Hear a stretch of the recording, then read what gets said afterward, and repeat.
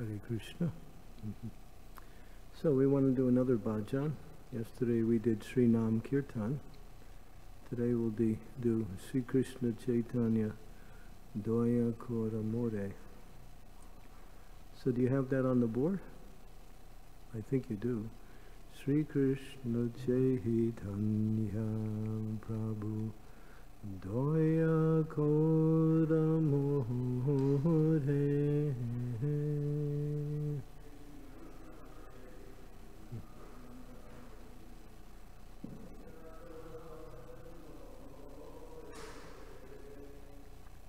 Okay.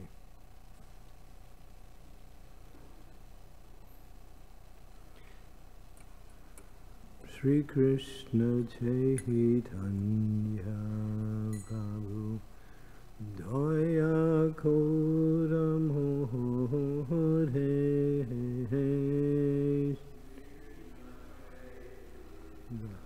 It's that one.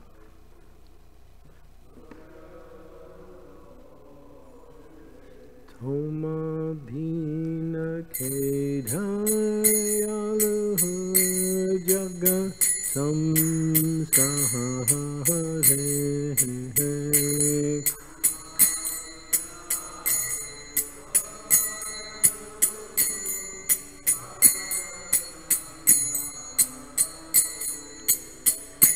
Toma Bhina Kedayalu Jagat Samsahare.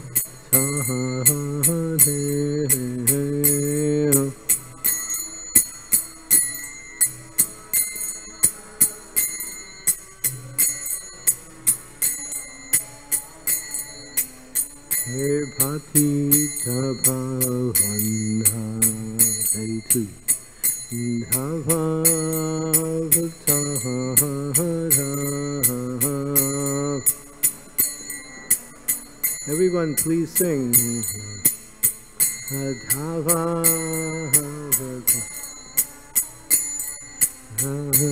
Patita Bhavana Hetu Dhavatahara.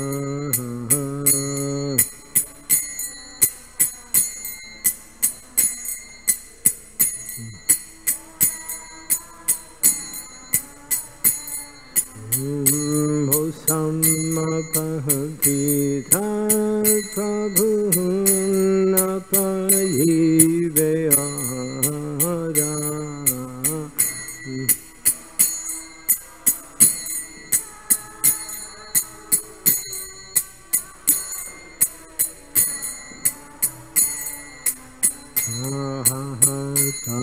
Gunityananda Premananda Suki.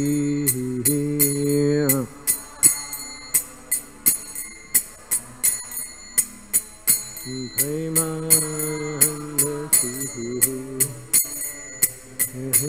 Kripa Bholo Kanha Korami Paradhuki.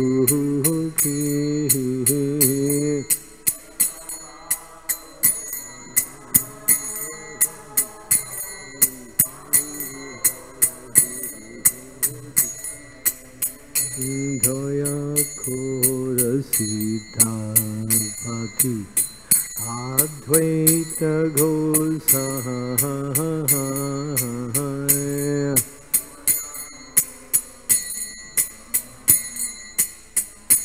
Advaita Gosaya. Thava Kripa Bhole Pahai Chaitanya Nita.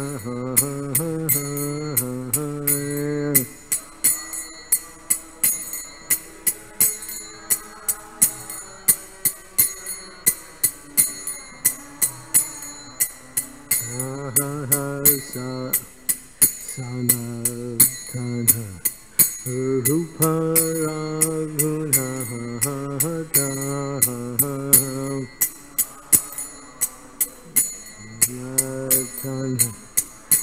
Rupa Raghunata. Atha Juga Sijiva Prabhu Lokanhata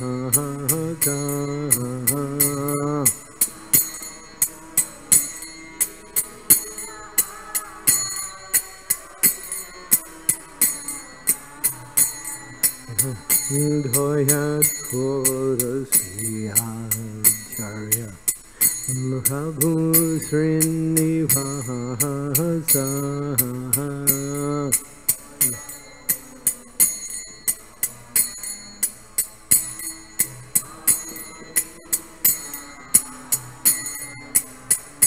Ramachandra Sangha Mage Harotam Mudhasa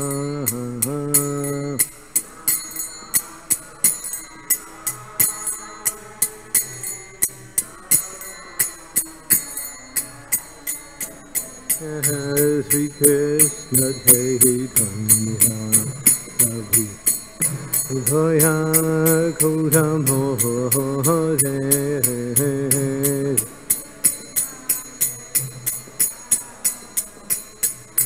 Dhoya Kodamore Thoma Bina Kedayalu Jagat Samsare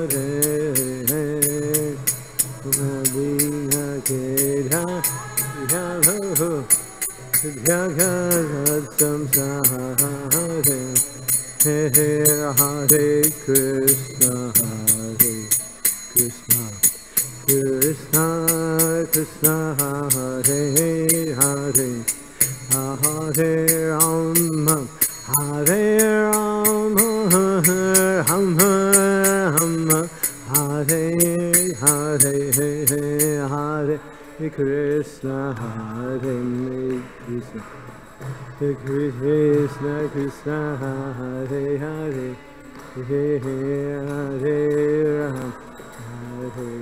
That's it. You got it. Rama Rama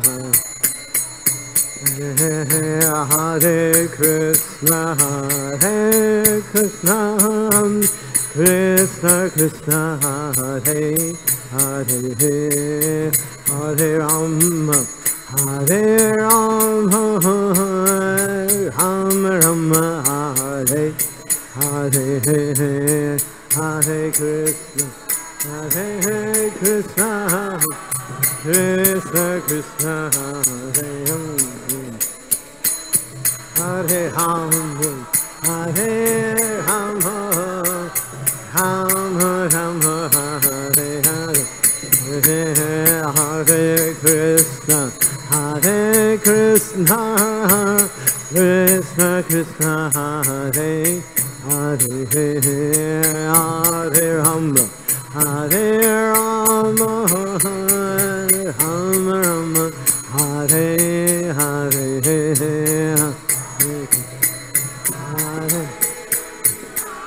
Sing nice and loud. Krishna Krishna Hare Hare Hare Hare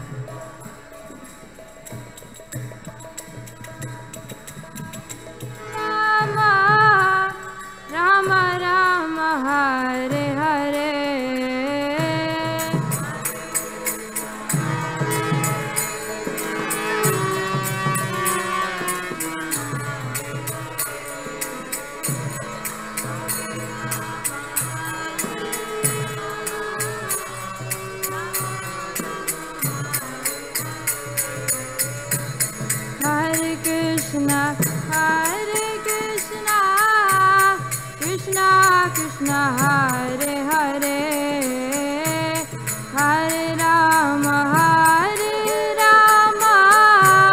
Rama Rama Hare Hare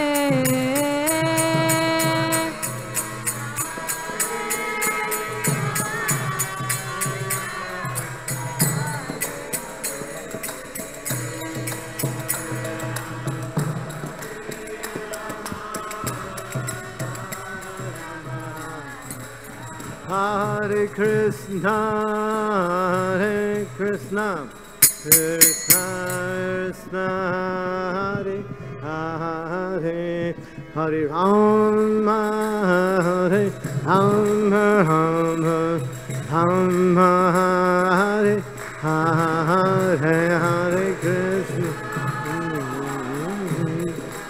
Krishna Krishna, Hare Hare, Hare Rama, Hare Rama, Gauranga,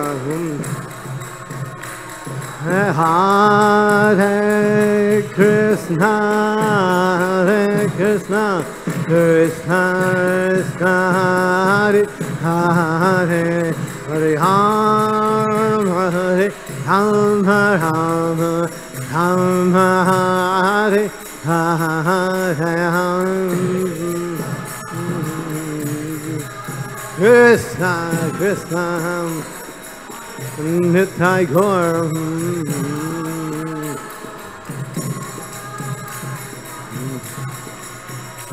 Nitai Gaur, Hari Bol, Hari Bol, Hari Bol, Hari Bol.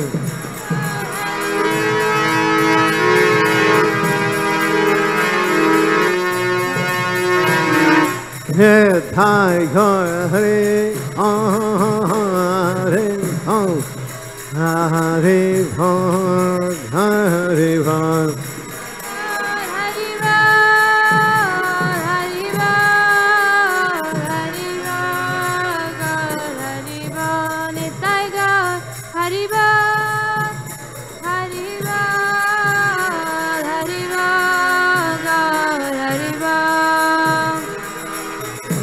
Ho, ho, ho.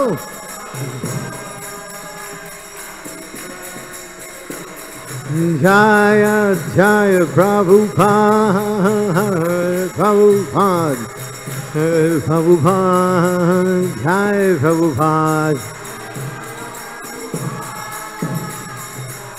Jaya, Srila Prabhupada, Jaya, Jaya, Prabhupada, Prabhupada, Prabhupada, Jaya Prabhupada.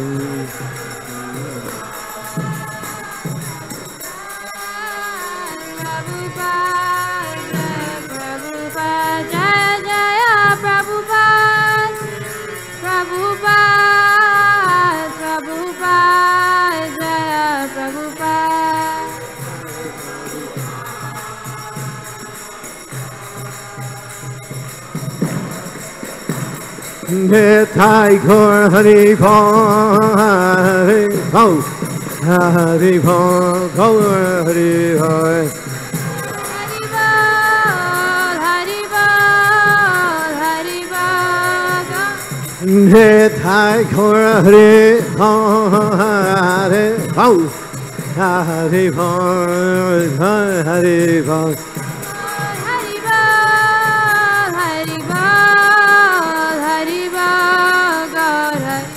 Jaya Kishore Kishore, Kishore Kishore, Kishore Kishore, Jaya Kishore Kishore,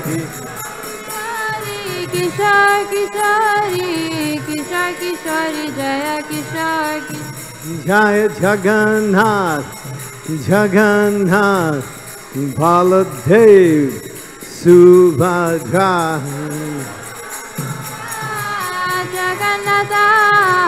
Baladeva, Jaya Subhadra, Jaya Gauranitai, Gauranitai, Gauranitai, Jaya Gauranitai. Gauranitai, Gauranitai, Jaya Gaur. Hari Bol, Hari Bol, Hari Bol, Hari Bol. Nitai Gaur, go to Premanande.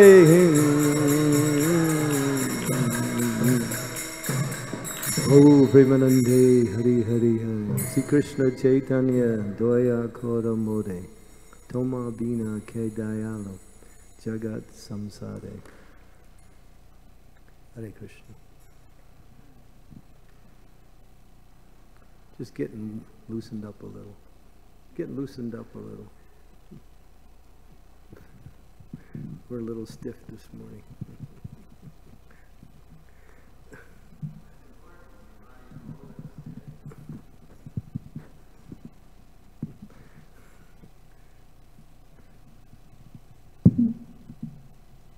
Okay, so Srimad Bhagavatam. Om Namo Bhagavate Vasudevaya.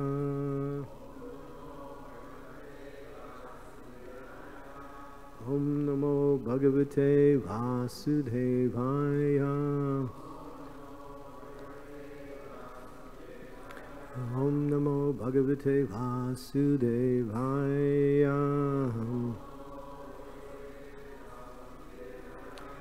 Srimad Bhagavatam, Canto 10, Chapter 4, verse number 27, the atrocities of King Kamsa. This doesn't work. It's too high. Okay. Soka harsha bhaya dvesaha Lobha moham madanvitaha Mito gyantam na pasyanti Bhavair bhavam pritagdirsaha Soka harsha bhayam dvesaha Lobha moha madanvitaha Mito gyantam na pasyanti Bhavair bhavam pritagdrisaha Soka harsha bhayam dvesaha Lobha moha madanvitaha Mito gyantam na pasyanti Bhavair bhavam pritagdrisaha.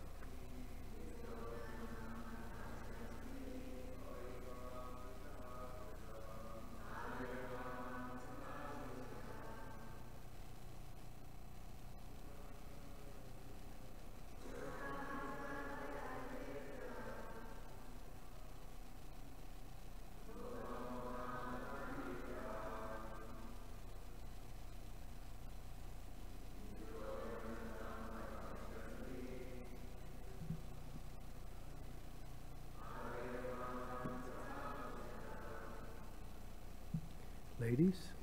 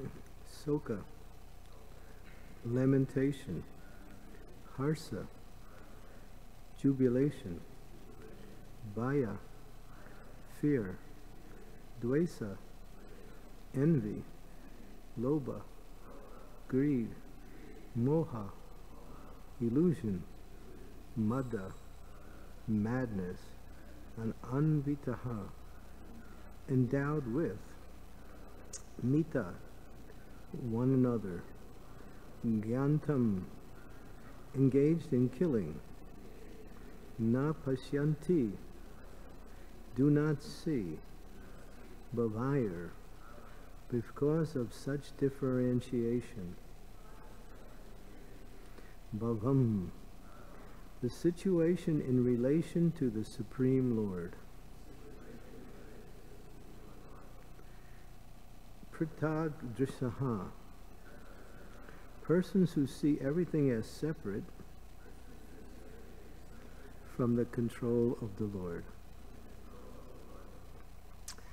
Translation purport by His Divine Grace, A.C. Bhaktivedanta Swami Srila Prabhupada. Persons with the vision of differentiation are imbued with the material qualities, lamentation, jubilation, fear, envy, greed, illusion, and madness. They are influenced by the immediate cause, which they are busy counteracting, because they have no knowledge of the remote supreme cause, the Supreme Personality of Godhead. Srila Prabhupada's purport. Please listen carefully. Krishna is the cause of all causes, sarva karna karnam. But one who has no connection with Krishna is disturbed by the immediate causes and cannot restrain his vision of separation or differences. When an expert physician treats a patient, he tries to find the original cause of the disease and is not diverted by the symptoms of that original cause. Similarly, a devotee is never disturbed by reverses in life. Tate nukampam shushamikshyamanam. It's from the Srimad Bhagavatam, spoken by Lord Brahma, 10.14.8. A devotee understands that when he is in distress, this is due to his own misdeeds, which are now occurring reactions. Although by the grace of the Supreme Personality of Godhead, these are only very slight. Karmani nidanti kintu cha bhakti vajam, from Brahma Samhita. When a devotee under the protection of the Supreme Personality of Godhead is to suffer because of faults in his past deeds, he passes through only a little misery by the grace of the Lord. Although the disease of the devotee is due to mistakes committed sometimes in the past, he agrees to suffer and tolerate such miseries, and he fully depends on the Supreme Personality of Godhead. Thus he is never affected by material conditions of lamentation, jubilation, fear, and so on. A devotee never sees anything to be unconnected with the Supreme Personality of Godhead. Oh, I'll read that again. A devotee never sees anything to be unconnected with the Supreme Personality of Godhead. Srila Madhvacharya, quoting from the Bhavishya Purana, says, Bhagavan darshanam yasyat viroda darshanam pritag pritag drishti sa vigyayo natu sad veda darshanaha. Om agyan timidandasya gyana jana salakaya chaksu unmilitam yena tasmai shri gurave namaha. Sri Chaitanya Mahobhistam Staptitam Yena Bhutale Swayam Rupa Kadammayam Dadati Swapadantikam. Jai Sri Krishna Chaitanya Prabhu Nityananda Sri Advaita Gadadhar Sivasadi Gaur Bhaktivinoda Hare Krishna Krishna Krishna Hare Hare Hare Rama Rama Rama Kishore Kishore Ki Jai. So in the commentary by Vishwanath Chakravarti Thakur on the verse in the second canto, 215, And that simply by glorifying the Lord, one can be free from all forms of suffering and can attain to the lotus feet of the Lord at the time of death. He explains in his commentary there are 5 causes of suffering. The first one is ignorance. This seems to be quite easy to understand. If you don't know what is right and what is wrong and you do the wrong thing, you suffer.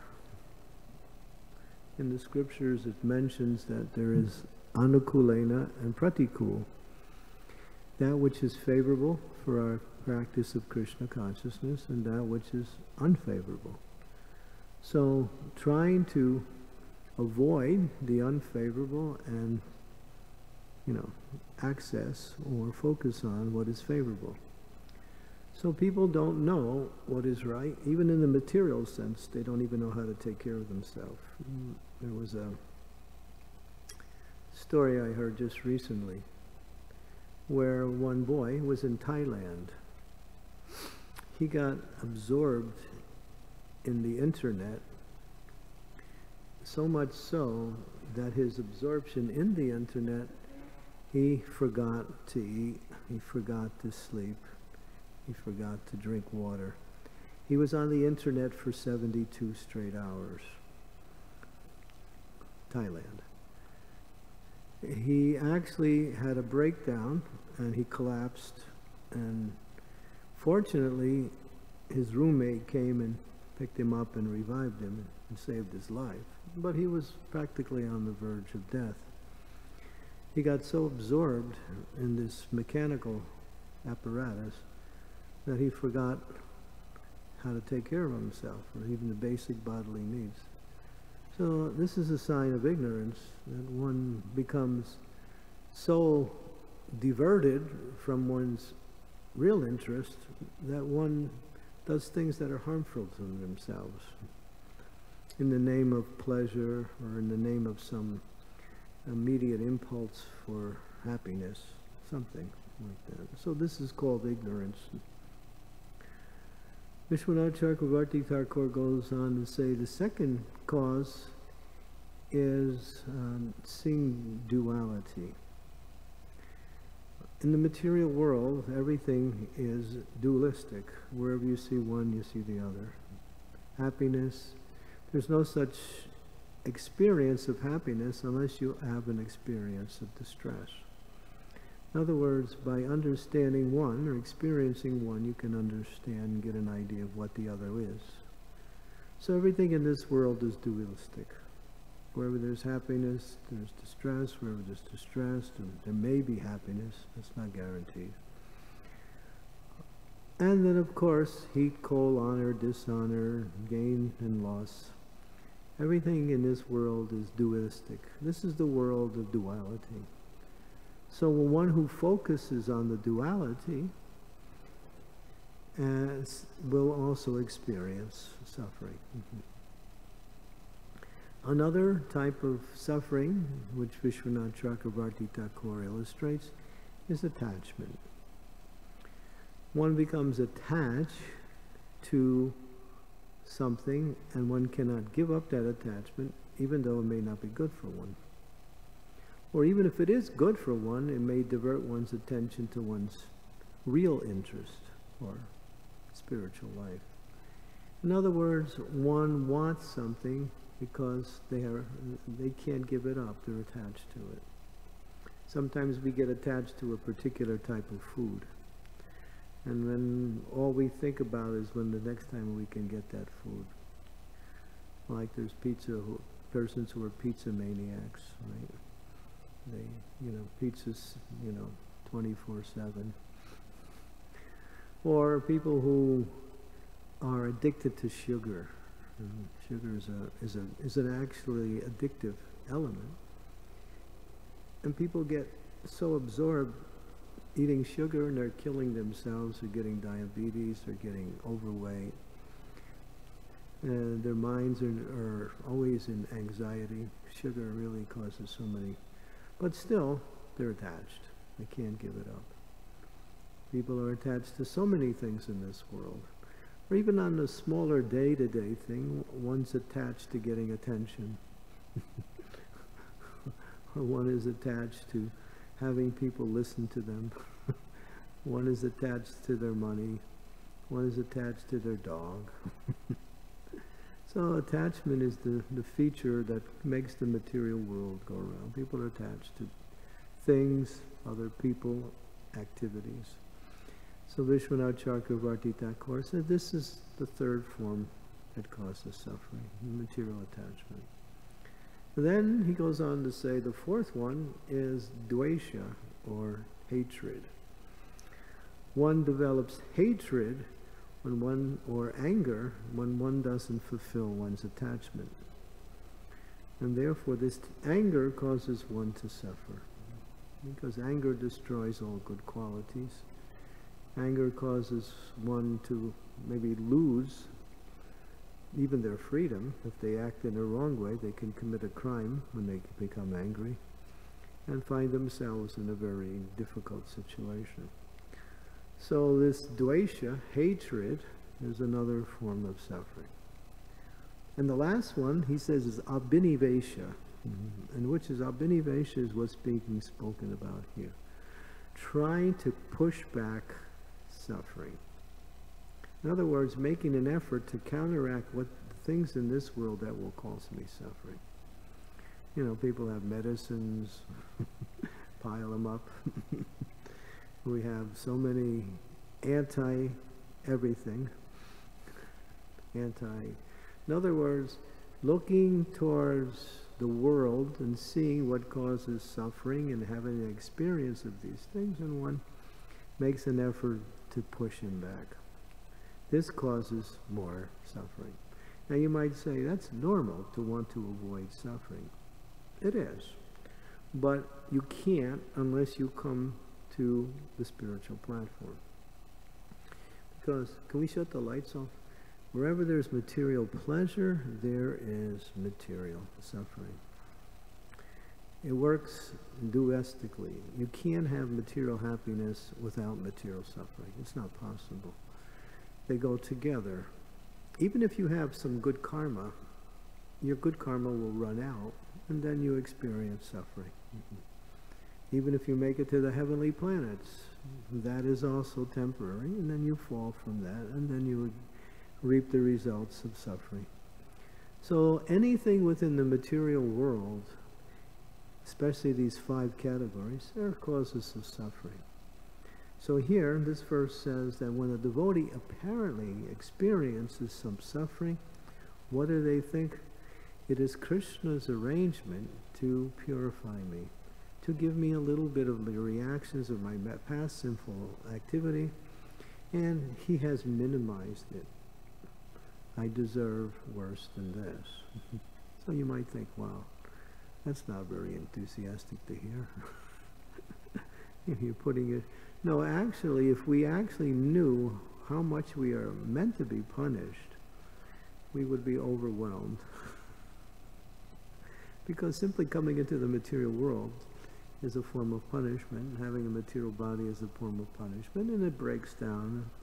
And people are giving you so much distress every minute, every day. And the material world is just, it's concomitant suffering. It's always there, constantly. So, but when you come to devotional service, Krishna relieves most of that suffering. He leaves a little bit left, so we can somehow or other work through our karma and purify ourselves and come to the spiritual platform. That little bit of suffering that he leaves us is something of a token of what we actually deserve. And so a devotee never becomes, what we say, unhappy, or causes that devotee to go down because of suffering. Sometimes when devotees come to Krishna consciousness, they get a little bit of the reactions of their past activities as a purificatory act in order to get them to the stage of pure consciousness, or pure freedom from reactions. That way they can easily offer Krishna consciousness. So Krishna is just removing these a little bit of reactions that are due to our past misdeeds like that. And this verse, which is illustrative of how a devotee accepts the suffering, is something that Srila Prabhupada said we should learn. He said, there are two mantras you should learn, the Hare Krishna mantra and this verse. Tate nukampa shushamikshamanam bhujane vakritam vipakam vidvav huvir viradhanamaste jiveti yom mukti padesha dayavat. Lord Brahma is speaking that. What happened to Brahma? Brahma tried to steal, to test Krishna, to see what his power was. Because he had seen this little cowherd boy kill this powerful demon called Aghasura. And he was shocked to see that. But he wasn't completely aware who this cowherd boy was, so he wanted to test him with his own power. So he saw this cowherd boy sitting on the banks of the Jamuna, sitting with his friends eating lunch, and the cows and the calves were there. The cows wandered away, and so Krishna said to his friends, hey, you continue eating your lunch, don't disturb your lunch, I'll go find the cows. So Krishna left, and then Brahma took advantage. What did he do?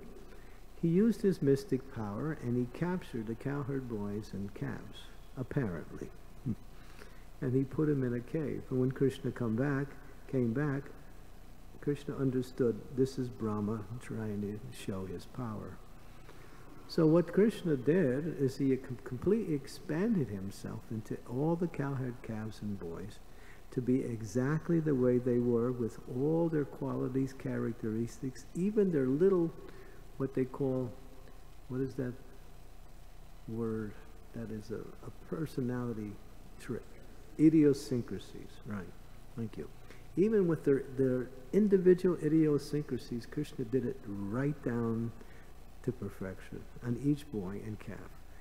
And so no one could understand anything was any different. Now, but what Krishna did is that he used that as an opportunity to get all the cowherd girls married that age. And so he married them, he arranged through the Gopas and the Gopis to marry these young girls to these cowherd boys, which were actually him. Because they always wanted Krishna as their husband. So he did that. He took advantage of Brahma's little trick, or trying to show his own power, and to make it and turn it into something wonderful for everyone. And all the cowherd ladies, grown-up ladies who had boys, when they saw their sons coming home who were Krishna, they had so much love for their children, it was like they couldn't believe it. We have never felt this much love for our children. It was just pouring from their hearts, because each of the boys was Krishna. But Krishna had taken their form. And so this went on for 1 year. Nobody understood what was going on. Even the calves, when the old cows saw their calves, and these calves were grown up, they were no longer taking milk from their mothers. These cows that were their mothers went to give milk to their calves. You can see one painting that was depicting this beautiful scene. It was done by one of our God brothers. You'll see on the top of the hill, the cows are running down, and the cowherd men are trying to restrain the cows from running to the calves. But these calves are Krishna.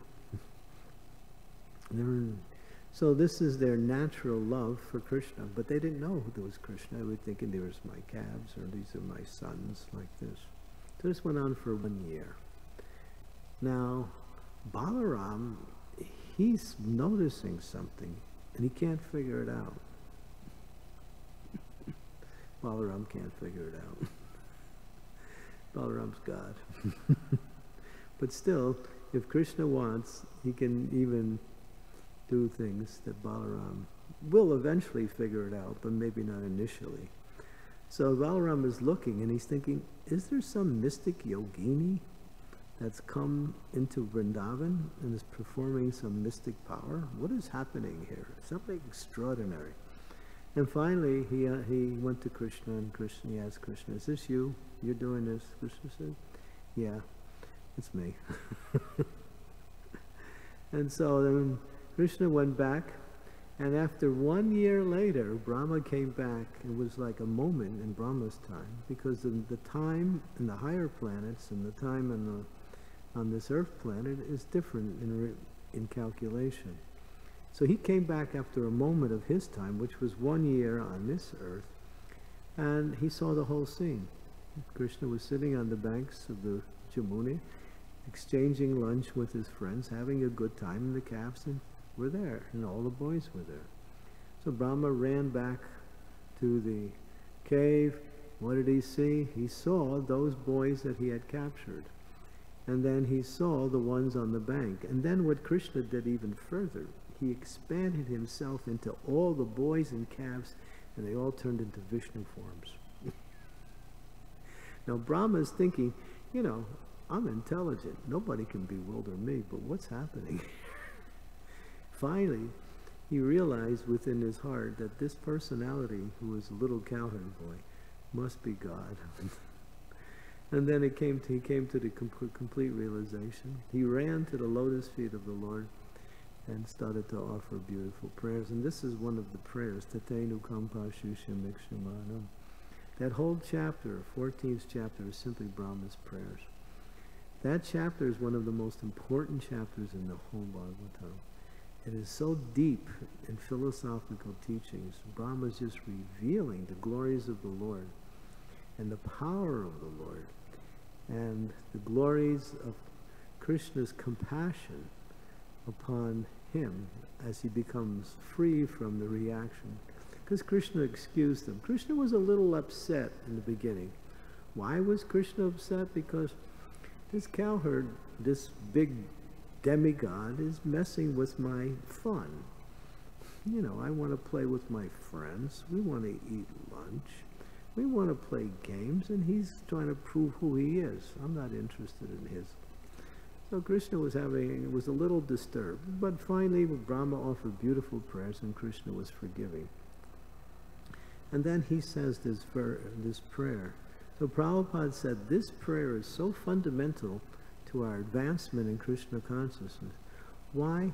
Because even in Krishna consciousness, we may feel some difficulty. But try to understand it's only a small token of what we deserve. You might think, how can you say that? We don't really know what we deserve. We're stockpiling karmic activities for so many lifetimes, and they're manifesting throughout the time. Whenever that karma becomes right, that's called parabdha karma, it manifests, and you get a reaction. That's why all of a sudden something will happen to a person, either good or bad, and they can't connect it with anything they've done. Why? Because it may have been done in a previous life, and now it's reaching fructification. So, therefore, in order to perform devotional service with free from any distraction, this prayer allows that. If we pray like that, Krishna says, then you are guaranteed to go back home, back to Godhead. But one has to sincerely pray. There's different kinds of prayers. The prayers that we make because somebody told us to. Or the prayers that we make when we're in trouble. Krishna, I'm in trouble, save me.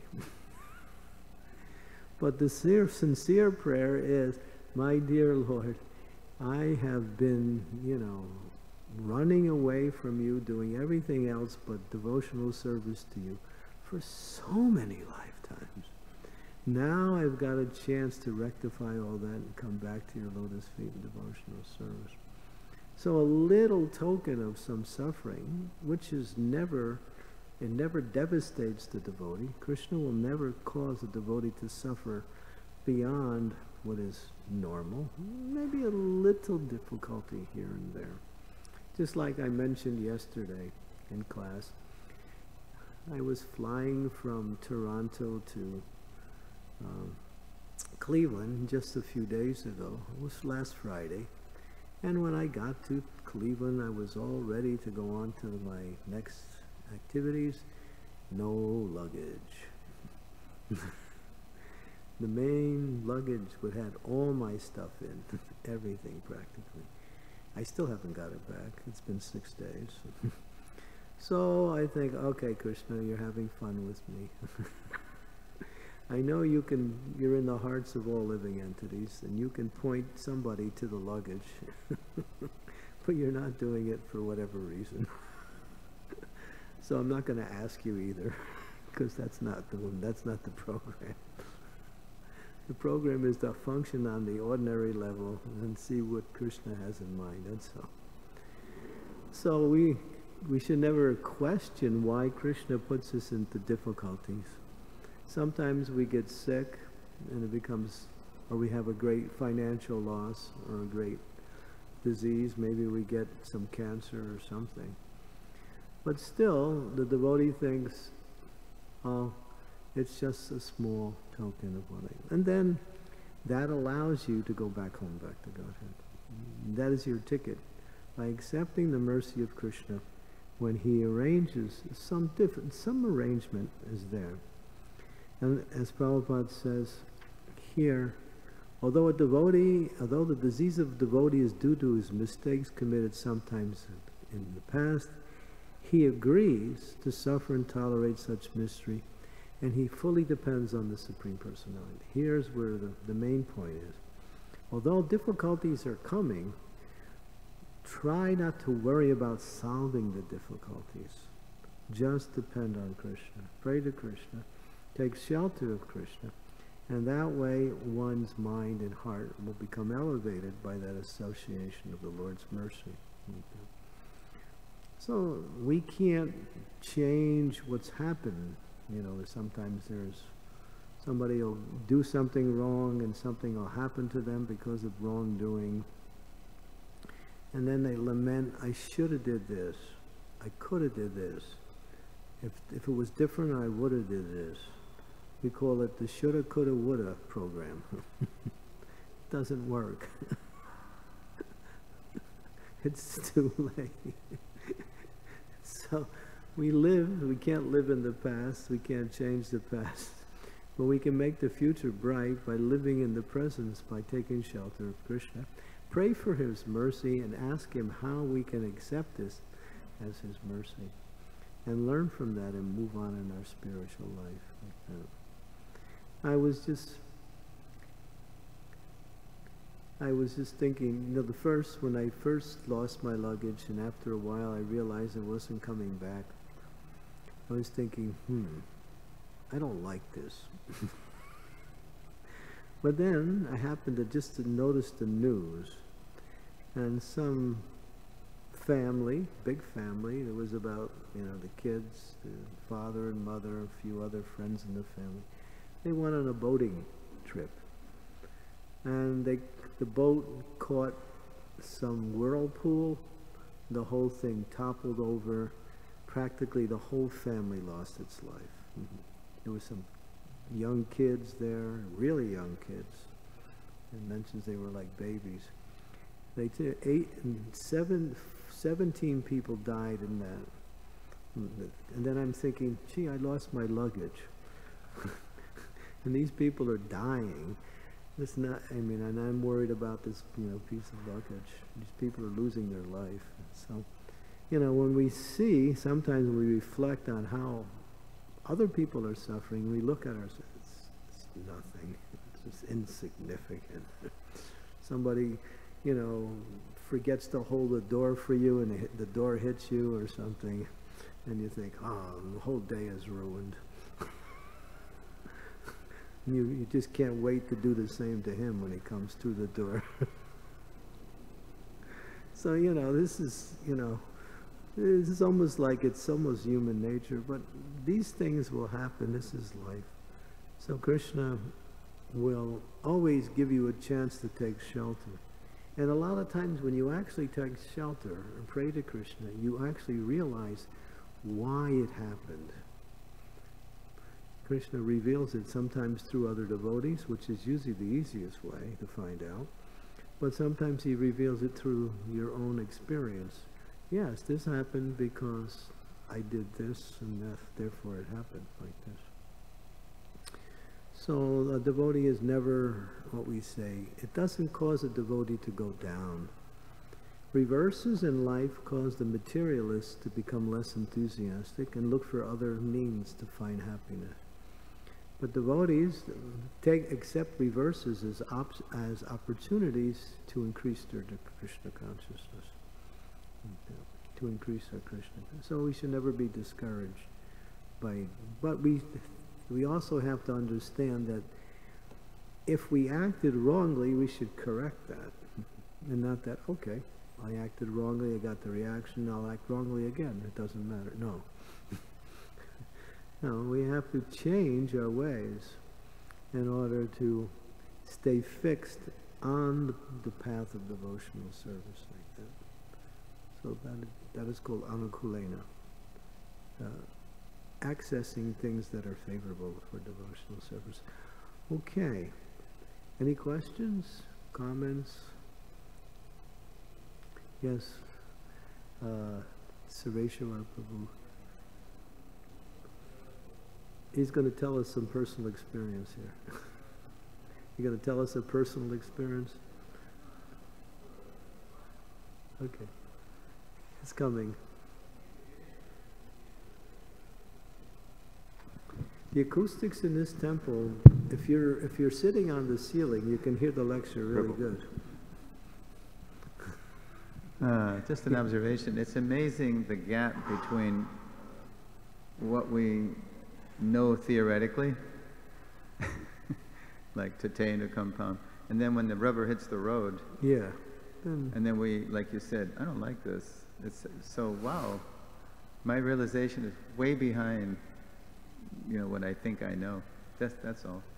But sometimes the immediate, but I think after some time we need to move to that understanding. Yeah, Jai Balaram. Baladev. Jai Baladev. Okay. Thank you, Maharaj, for your class. Thank you for blessing us with your presence in Chicago again. My point is actually related to what Suresh Prabhu said, kind of. But before I mention that, you were mentioning that when we become angry, we could commit all types of sinful activities when we become angry. And my favorite chapter regarding that is chapter 89 of Krishna book, where Bhrigu Muni tests Brahma, Shiva, and Vishnu. Basically in that chapter it says we become angry when we're ignored, when somebody insults us or physically attacks us, or when we lose our luggage, you were mentioning, but you didn't become so disturbed. And so one of my favorite analogies, I was actually a long time ago, I was watching a documentary of there was the world's tallest building built in Dubai. I think they have now the world record, but they were building a building out of concrete. And in that documentary, they actually said that they test the quality of the concrete. Once the concrete hardens, they put a small tab of concrete under hydraulic pressure. And if it cracks after a little pressure, then it's considered a bad mixture. And if it doesn't crack after a lot of pressure, then it's considered a good mixture. So we see in the scriptures, Haridas Thakur, Prahlad, Jesus Christ, they were put under extreme peer pressure, but the quality of the character never cracked. They never cursed out Hiranyakashipu or the demons. And like Suresh Prabhu was mentioning, is that for us, what's the gap between theory and realization? We see that Durvasa Muni, the quality of his character cracked only after Ambarish drank a sip of water and not serve him first. And Hiranyakashipu cracked after Prahlad just disagreed with him. My dear Father, I disagree with you guys. So my question is that Tolerance. In our life, we put under a lot of pressure, like at our work. We can't retaliate against our boss. So the tendency, or when we're dealing with devotees, we usually don't retaliate publicly, but still we're holding on something inside. And then we take it out on our friends and family at home. Then we ruin our relationship. So what are some steps we can move forward to? I understand your question. You internalize something that happens, and then it comes out in another form, in anger or some kind of negativity towards someone who really didn't deserve it, or just happened to be in the wrong place at the right time. Yeah, but we have to somehow or other learn tolerance. This verse is about tolerance. In fact, there's two verses that I can think of, this one and the one in the Bhagavad Gita, Martas Parsis tu Konteya Sitnosa Sukadukada. These two verses, one is tolerating those things that come by way of living in the material world, and the other one is tolerance. This verse is tolerance of those things that Krishna has given to us for our purification. So in both cases, tolerance is required. You can't live in the world unless you're tolerant. And Prabhupada says, he says that you can, what is the word? Okay. If I can get this right, it's an exact quote. The greatness of a person must be estimated by how much they can tolerate in disturbing circumstances. So greatness is connected with tolerance. One who knows how to tolerate is actually developing the qualities of greatness. What is that? That means they can move forward in their business of life without becoming, what we say, diverted by whatever happens in their life. They learn from that, or they just tolerate it and go on like that. Some things are not tolerable where you need to speak in order to correct the situation. It's not that you remain quiet when ignorance is being expounded in the name of tolerance. That is not tolerance. That is just foolishness. But when you see the circumstance comes in such a way that the way to make the difference is to tolerate. To make it better is to tolerate. In other words, it's a principle that you use to make the situation better, or to continue on with your life in such a way that you don't become disturbed or angry unnecessarily. Like that. So we have to practice that. But the strength of the practice comes with chanting the holy names of the Lord. That's why Lord Chaitanya says, Trinadapi Sanichena Tayor Iva Sahishnana. Tolerant like a tree, and then you can chant Hare Krishna. So the more we develop tolerance, the more we can access the mercy of the holy names of the Lord. So we have to practice that. There's two things that are necessary to live in this world: tolerance and patience. Patience means that in due course of time, the results of my activities will manifest. In other words, I come to Krishna conscious. I may not be getting, love of God or ecstasy, but if you stay, it will happen. If you persevere, despite whatever's going on, you'll get love of God. It's guaranteed.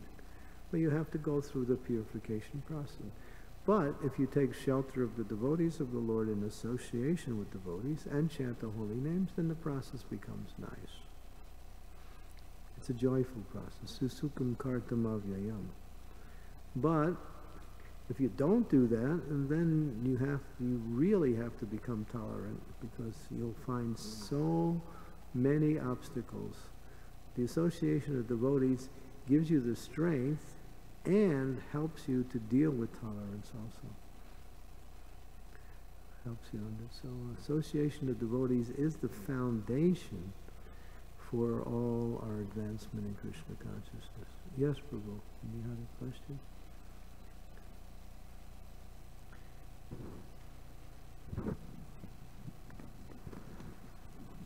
Yeah, excuse me, you were in the middle of speaking. Would another word for tolerant in that capacity of description of tolerance be accommodate, ability to accommodate? Some things you can accommodate. But would it be like tolerance persevering through resistance until resistance comes into fruition, then it's worth it? Some things you can accommodate, some things you can't. So it doesn't fit the definition of tolerance. It has its own meaning. To somehow bring something to you that you can use in a positive way. Tolerance also does that. It allows you to turn the negative into something positive like that. Thank you, Prabhu. I was ready to say something about that, about tolerance. Tolerance, in a way, has kind of a negative connotation in certain times because it doesn't resolve the difference. For instance, I have to tolerate this person, but it doesn't mean that it's resolving our contradictions or our differences. We're not respecting, or we're not, I don't respect it, but I have to tolerate. I don't have any compassion, but I have to tolerate. That's step one. Step two is, why is this happening to me? Step two is, why is it happening to me? And then you can take shelter of transcendental knowledge and get an understanding. You can do two things: that you can learn a quality of tolerance by being tolerant, so that's the positive. When you're put in a situation where you have to be tolerant and you are tolerant, you gain that quality. It becomes more of a part of you. And the second thing is that there may be some attachment, material attachment, and Krishna is allowing some disturbance in order to break that attachment. So reflecting, thinking about why this happened and how I can benefit from this. But the immediate reaction is not like that. It's just like, I have to tolerate this. This is annoying. It's like I had a situation where I was leading kirtan in one place, and when I was listening to the response after leading kirtan, I was also somewhat humming the response. So the devotees were chanting and responsively, and I was humming. And the humming was going into the microphone. Not so good. At least that was seen by the temple president I was at. And he sent me a message through another devotee: don't hum into the microphone. That's pretty much the way he said it. Now, if you know who I'm talking about, you can understand. I'll tell you later. So he said, so I got upset, not because he was telling me not to hum, but because he sent it as a message through somebody else. He couldn't approach me directly. So I was like besides myself with upset. So it took me about overnight. The next morning I kind of cooled down a little bit. And I thought, all right, I can accept that I hum into the microphone. It's not good. It's disturbing the other devotees. Okay, so I won't do that anymore. So I'll have to get over that. So I took that as an opportunity to get over this when we say habit. And so I didn't say anything. And about 2 months later, I returned to the same temple. And the temple president came up to me, the person who sent the note. He said, Maharaj, I sent you that note. I've been feeling bad ever since. I said, yeah. I said, yeah, you could have talked to me personally. He said, yeah, I should have did it that way. So because I didn't say anything, he learned something from that. I could have retaliated and said, why didn't you do it this way? But then I thought it would just exasperate the negativity. So I thought, all right, I'll just bite the bullet and go on. So by doing that, it helped him to become a little bit more conscious of how he does things. So he changed like that. So that was good. Anyway. So tolerance always has a positive effect, somehow, for someone like that. But it's not so easy to apply in every situation. If someone is criticizing someone else, and you're thinking, I have to tolerate that, and that person is there and doesn't deserve it, you might have to say something. Or you might have to show your displeasure for what's happening. So, and sometimes people talk nonsense, and you, in the name of tolerance you accept it. That's not tolerance. That's just foolishness. So, it's never, the formula is to try to see the hand of God in everything. Knowing that's, because Prabhupada said, nothing happens.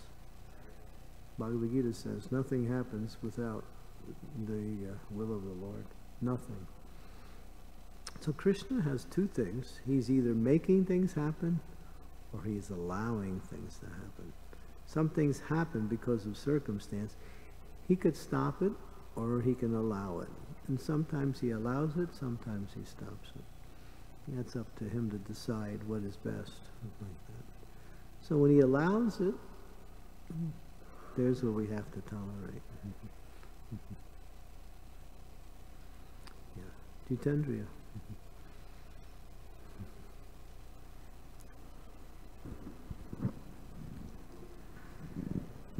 By bringing up the words tolerance and patience, I remember a story of Srila Prabhupada in the early days riding the subway in New York, and he'd get on the train and people were fighting for a seat, and then Prabhupada reflected later, he said, these people are fighting, but they're only going to be on the train for maybe 1 or 2 stops, and they're fighting and making such a disturbance.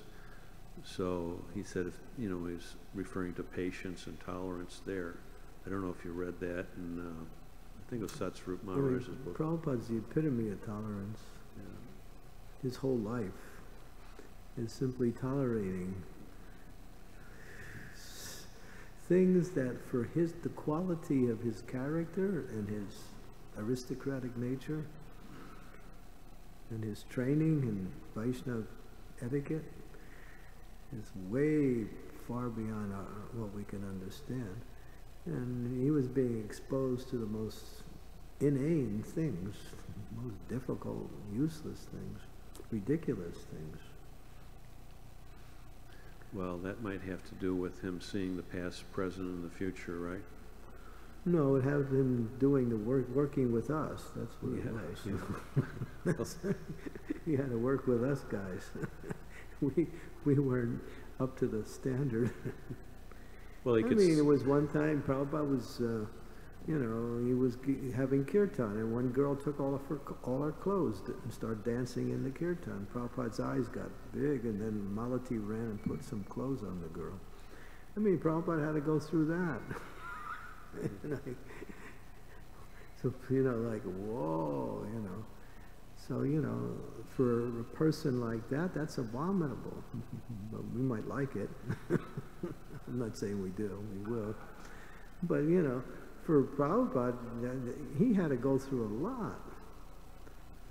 A lot. His typewriter was stolen, his tape recorder was stolen.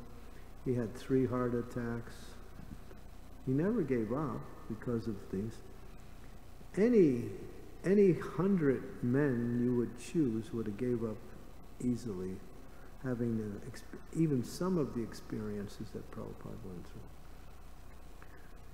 You can't imagine what tolerance. And he's 70 years old. He's not like a young man who can bounce back. He has such, you know, physical resilience, you know. I mean, Prabhupada is, I mean, amazing when you think of his tolerance. I remember one time he said, I'm going back to India, you know, something like, I'll leave it up to you. And the devotees are saying, well, you are the Hare Krishna movement, you know. You remember that? Yeah. Yeah. Yeah, without him, nothing could happen. Yeah. Yeah, thank you. It's nice. Yes, Leela Manjari. Hare Krishna Maharaj. You also mentioned about the topic of depending on Krishna while we were discussing in the class. And sometimes we have responsibilities, and there is this kind of tension, how it will get done, or we are thinking about how to get it done in a better way. So, like on a practical level, how do we apply this principle of depending on Krishna? Remember Krishna. Whatever you do, remember Krishna. That's depending on Krishna, and Krishna is present in that act. Prabhupada says that if you remember the lotus feet of the Supreme Personality of Godhead, you will never be what we say, what's the word he uses? You will always be able to execute all your activities in devotional service. In other words, you can go through all obstacles by remembering Krishna. And Prabhupada said the lotus feet, but you can remember Krishna's holy name also. Or remember Krishna's, in other words, by remembering Krishna, everything becomes wonderful. When we forget Krishna, what does the Vishnu Puran say? Remember that verse? Is that one verse?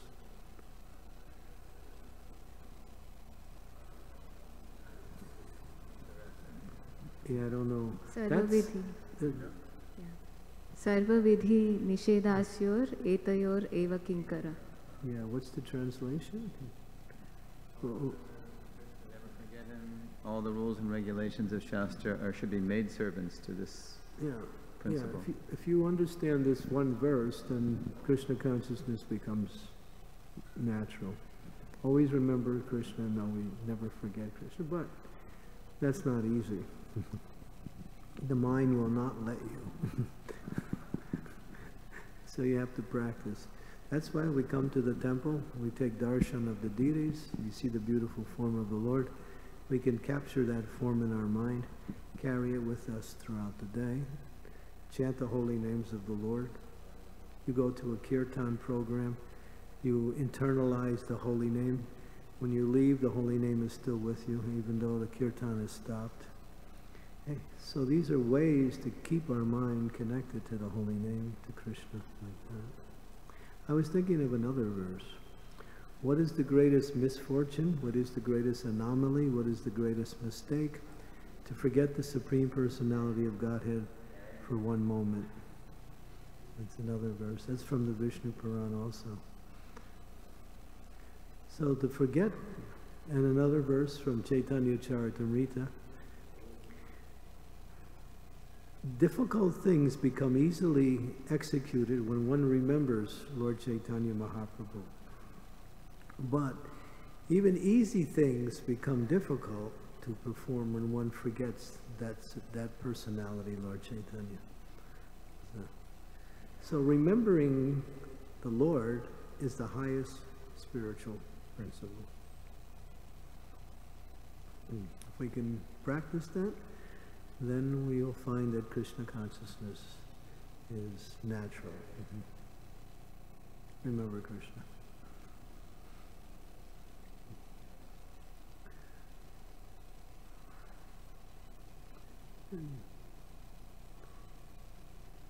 He's so beautiful. You know, you don't have any problems. I mean, if he was ugly, that would be hard to remember. Look, we'll remember him, but he's not. He's really nice.